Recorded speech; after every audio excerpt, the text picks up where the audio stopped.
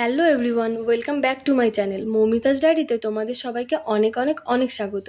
তোমরা সবাই কেমন আছো? আশা করছি অনেক অনেক অনেক ভালো আছো। তো এখন আমি আর বর্দি যাচ্ছি বাবার দোকানে, কারণ বাবার এতটাই কাজের চাপ যে বাজার করে বাড়ি দিয়ে যেতে পারিনি, সেটাই এখন আমি আর বর্দি আনতে যাচ্ছি। তো বন্ধুরা, আমরা চলে এসেছি বাবার দোকানে। বাবা বাজারটা দেবে, বাজারটা নিয়ে বাড়ি যাবো। তো দোকান ফাঁকা রেখে তো বাবা যেতে পারবে না, তাই আমরা দোকানে বসে আছি আর বাবা বাজারটা আনতে গেল। আর বাবা যতক্ষণ বাজার করে নিয়ে আসে, চলো তোমাদের আমাদের দোকানগুলো ঘুরে দেখাই। আর আমাদের পাশাপাশি দুটো দোকান, একটা হলো ফার্নিচারের দোকান আর একটা হলো জুতো তৈরি হয়, মানে সোল কেটে জুতো তৈরি হয় আমাদের দোকানেই। সমস্ত কিছু হয়, চপ্পল ফিতে ভরা থেকে শুরু করে সোল কাটা থেকে শুরু করে সমস্ত কিছু এখানেই তৈরি হয়। বাবা টাকা ঢুকাচ্ছে, বাজার চলে এসছে।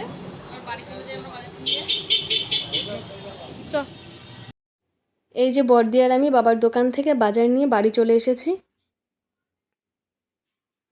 ও মামা, তুমি বাবাকে আজকে কচুরলতি নিয়ে আসতে বলেছো না? বাবাকে বাজার করতে যাওয়ার সময় আমরা কিন্তু বলতে ভুলে গেছিলাম যে কচুরলতি নিয়ে আসবা, কিন্তু বাবা দেখো তোমার মনের কথা কত বোঝে। বাবা কচুরলতি নিয়ে এসছে। তাকাও তাকাও, তাকাও, বাবা কচুরলতি নিয়ে এসছে, কিন্তু বাবাকে আমরা বলিনি। তুমি কি বলতে চাও? বাবা তোমার এত মনের কথা বোঝে। মা লজ্জা পেয়ে গেছে। এই যে কচুরলতি, এই যে কচুরলতি মা বাজারে যাওয়ার সময় আমাদেরকে বলেছিল যে বাবাকে কচুরলতি নিয়ে আসতে বলবি, আজকে রান্না করবে। হচ্ছে ধনেপাতা আর ওই আলুর দম করার জন্য ছোট আলু, বড় আলু আছে বাড়িতে, কিন্তু ছোট আলুগুলো আনা হয়েছে। এগুলো গোটা গোটা আলুর দম হবে। আর কি মাছ এনেছে রে? তোমার একটা গামলা নিয়ে এসো। এ মা, মাছের ইয়ে পড়ছে, মুছতে হবে পুরো। রুই মাছ। তাহলে ভাব, বাবা মায়ের মনে এর জন্য বলে সংসার কত বছর ধরে করছে। রুই মাছ দিয়ে কচুরলতি দিয়ে খাওয়া হবে নাকি? অন্যদিন করে নিও, আজকে রুই মাছ দিয়ে কচুরলতি দিয়ে খাওয়া হোক।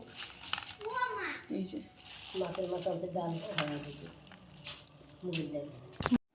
আর এই যে কচুরলতি দিয়ে রুই মাছ রান্না হয়ে গেছিলো, আর কালারটা যেমন সুন্দর হয়েছিল, খেতেও সেরকমই সুন্দর হয়েছিল।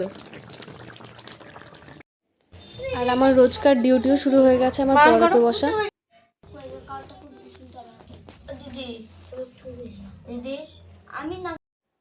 আর আমার পড়ানোর পর বনি বায়না ধরেছিল আমাকে মাঠে নিয়ে চলো। মাঠে বলতে আমাদের এখানে শিব পুজোর জন্য ছোট করে একটা মেলা হয়, সেখানটাতেই। তো ও বায়না ধরেছিল যে সবাই গেছে, মানে আমাদের এখানে ওর যারা যারা বন্ধু বান্ধবী সবাই গেছে, ওকে এখনও নিয়ে যায়নি, তাই বায়না ধরেছে যে আমাকেও নিয়ে চলো। তো তার জন্যই আমি রেডি হচ্ছিলাম ওকে নিয়ে বেরোবো বলে। তো কানেরটা পরছিলাম, এই কানেরটা কিছুতে ঢুকছিল না। আর বড়দি ভিডিও করে দিচ্ছিল, তো বনিকে জিজ্ঞাসা করছিল যে তোর হয়ে গেছে? ও বললো যে শুধু চুলটা বাঁধলেই হয়ে যাবে। তো আমরা দুজন রেডি হয়ে, আর আমি কাজল পরেছি বলে ও কাজল পরবে। তো কাজল পরে দেখো চোখের তলাগুলো একদম কালো কালো করে দিয়েছে। তো রেডি হয়ে আমরা দুজন বেরিয়ে পড়লাম, মানে দুজন আমরা বেরোইনি, সাথে আমার জামাইবাবুও গেছিলো। রাত হয়ে গেছিলো, প্রায় 8টা বাজে, তখন একা একা যাইনি, তো জামাইবাবুকেও সাথে করে নিয়ে গেছিলাম। আর আমার জামাইবাবু আমাদের সাথে আসার জন্য রাজি হয়নি, রীতিমতো জোর করে জামাইবাবুকে নিয়ে এসেছি। আর বনির মুখের হাসিটা দেখে বোঝা যাচ্ছে যে ও কতটা খুশি হয়েছে মাঠে এসে।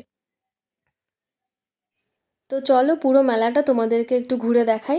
মাঠটা বেশ বড়ই, আর অনেক কিছুরই দোকানপত্র বসেছে, চাউমিন, এগরোল, মথুরা কেক, খেলনার যে দোকান, কসমেটিক্সের দোকান, তারপরে আইসক্রিম, জিলিপি, বাদাম, গাডার। তো বনির এখানে গাডারগুলো পছন্দ হয়েছিল, তো আমাকে বলছিল আমি একটা নেব। তো আমি বলছি হ্যাঁ নে, যেটা যেটা পছন্দ হচ্ছে নিয়ে নে। আর তারপরে চলে আসলাম মন্দিরের সামনে, আর এখানে দেখো কত মানুষ মন দিয়ে কীর্তন শুনছে। এখানে শিব পুজোর জন্য 10 দিন ধরে অনুষ্ঠান হয়, আর এই 10 দিন বিভিন্ন রকম, মানে কীর্তন থেকে শুরু করে কবিগান থেকে শুরু করে রাস অনুষ্ঠান থেকে শুরু করে সমস্ত কিছু হয়।